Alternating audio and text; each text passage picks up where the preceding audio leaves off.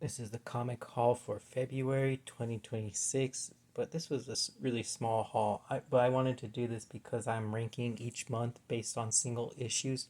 So we'll start with my paperbacks because I'll be really quick. One of the first ones I got was All In Saga. Finally, this is where the absolute universe begins, and I can't wait to finally check it out and read it and see what's going on. But the other big release that came out this month was Absolute Batman Volume 2. Absolute Wonder Woman Volume 2 came out this month. I just haven't had a chance to pick it up, but I will definitely be getting that very soon. And then this technically wasn't bought this month. I teased this in my mini haul video, and I opened it this month. And I haven't read it yet because I'm still reading the Superman Omnibus. But as soon as I finish that Omnibus, I'm moving on to this one. But yeah, that's all I got for this month. Really, just really these two, honestly. But let's move on to the single issues because those are pretty good. So for single issues, it's easier to start with what I didn't read. And one of them is the new Punisher solo series, the new number one. I just haven't had it. Well, I haven't read it yet because it's actually a continuation of Punisher Red Band.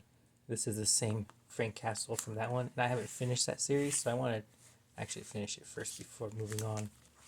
And then Ultimate Spider-Man actually ended this month, which was a huge thing in the Marvel universe. But I'm only reading the first volume, so I haven't read this issue yet because of course, I don't want to see how it ends. Okay, now this is the stack I read, and I'll talk about each comic when I go buy them. But as we go further down the stack, it's my best one. So like the last one, this is my favorite issue of the month. So we're starting from like my least favorite all the way to the best. And starting off with Titans, DCKO. It's okay, an okay issue.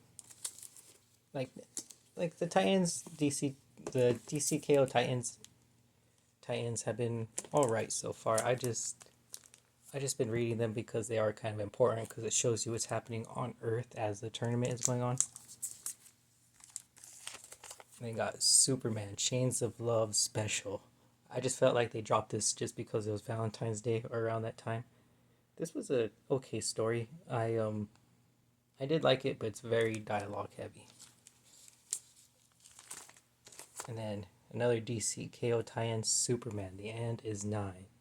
This is showing some of the fallout of the tournament, and then the Superman comics have been really important to DC KO, so it had a big reveal with Doomsday.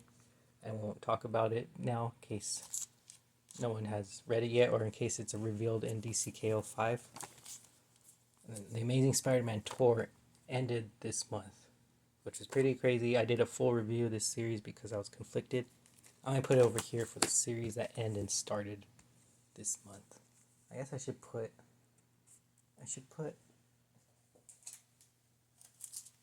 these ones there too. Even though I didn't read them, these are significant. Ultimate Endgame issue 2. I definitely liked issue 1 a lot more. This one was okay. It was just set up for what's coming next, which is all right. It's a big event, so I understand there's going to be some setup. Hulk smash everything. I really like the cover, how it's all distorted. This issue was it was okay. I feel like that, like I said, I feel like this whole series, the point of it is just to show how durable Hulk is. So, so take that as you will. Iron Man issue 2, the variant cover. I really like this variant cover. I really like where this series is going, and I'm going to keep supporting it because I want more Iron Man. I just like it. Oh, the Amazing Spider-Man Venom Death Spiral, another variant cover. One of the variant covers I actually wanted. This is a really good. Well, I like it. It's a good start, but this is a continuing off of that Spider-Man comic with Paul, so it's not very. A lot of people don't really like it. It has MJ as Venom, which I still think is weird, but there are some cool things in here as a Spider-Man fan, and it's 9 parts, so I want to see what's going to happen in all those 9 parts. Oh, Captain or Alien versus Captain America also ended this month. I forgot it was 4 issues. I don't know why I thought it was 5. And this was an okay ending. This story was kind of take it as you will. I wasn't expecting too much, and I kind of got what I was expecting, you know? Like, I wasn't expecting anything mind blowing. Absolute Wonder Woman, the 2026 annual. This was a good character story, really. It's just really about, you know, Wonder Woman and about her, how far her compassion really goes. And I really enjoyed reading it. My only, not really a complaint, I was just a little disappointed because I like one of Absolute Wonder Woman's strength is her paneling, and they don't really look that similar to each other on pages. But this one, the paneling was just like what you see in normal comics, so I was a little disappointed by that. And here's Cyclops. Oh man, I actually really enjoyed this issue number one. I really thought about doing a review of it, but I just didn't have time. But this is a good series. I kind of maybe I'll do a full review once it's over. But man, I really enjoyed this number one. As of right now, this year, this is my favorite number one. Oh, Absolute Wonder Woman 17. I really like this one. She fights the Suicide Squad, and man, her fight against this character, I forgot her name. I want to say uh, Giganta? Giganta? I'm not sure. Probably not saying it right, but her fight against her was really good. I'm looking forward to the next issue. Also, I gotta point it out again. I really like how she's grabbing the title. I love that stuff.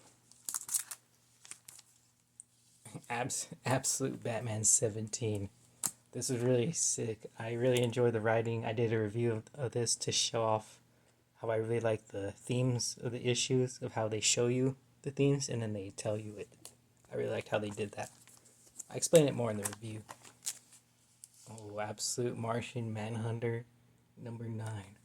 I was going to review these individually, but I'll just do it once it ends because this actually is ending at 12. It's officially been stated. It's not going to get a continuation, but man, I don't know how I feel about it. I gotta see how the series ends, but I really like where the story is going. This was a really good issue. Almost made it to my top, almost. Let's see. Oh, Batman Static Beyond, though. It's hard to beat Static, man. This was a really good issue. I feel like number 4 comes out later on this week. I feel like this series is getting better and better with each issue. I'll know for sure after issue 4 comes out. Oh man. Oh, these are my top 3 of the month. Static is in there. We also got, oh shit, new history of the DC Universe, the Dakota Incident. This was a huge release in the comic book community. This was really important for Static's character as well as Milestone Universe. I'll admit this, I don't read much of the Milestone Universe. I'm just here for Static, to be honest. But because I read so much Static, I know Hardware and Icon because they show up so much. And it was so cool to see them actually interact with other DC characters. I like seeing Static interact with Lex. I really hope Static gets his solo series because it's set up so perfect to just start right now.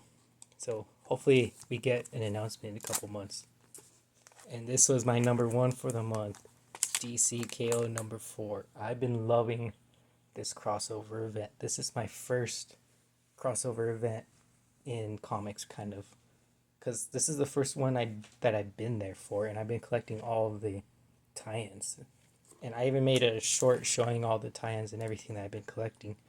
But man, this also ends in March, tomorrow, or technically today when I upload the video. But I'm so sad to see it end and see it go because I've been loving the Absolute Universe too, and I can't believe they finally showed up.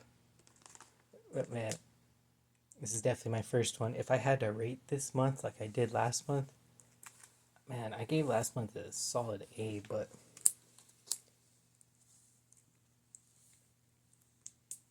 I feel like I can't give this month a B, but I feel like an S tier is still too high. Because even though we had all these amazing releases, like I said, I still feel S tier is too high because, whoa, almost dropped the comics. I feel like S tier is still too high because, like I said, we got Again, Titans. These two Superman titles, my favorite DC hero, yet these were like the least entertaining, I thought. It was just information. It's important information, but like I said, it not being entertaining wasn't great. And then Ultimate Endgame issue 2 not being just being set up and not being anything significant. I hate to say it that way, but it's kind of true. I think I can give this month a solid A, considering that. Because giving it a B feels too low. Because look at this amazingness stack that we got. You know, all these number ones, things that finished. Except for Amazing Spider-Man Torn, I'm still torn over this series. I don't know how to feel about it. My review explains it more. But anyways, that's the haul for this month. I went on a little bit longer than usual, but like I said, there's a lot going on this month for comic releases. But anyways, thank you guys so much for watching. Hope you all enjoyed, and I'll see you in the next month for the rankings. Laters.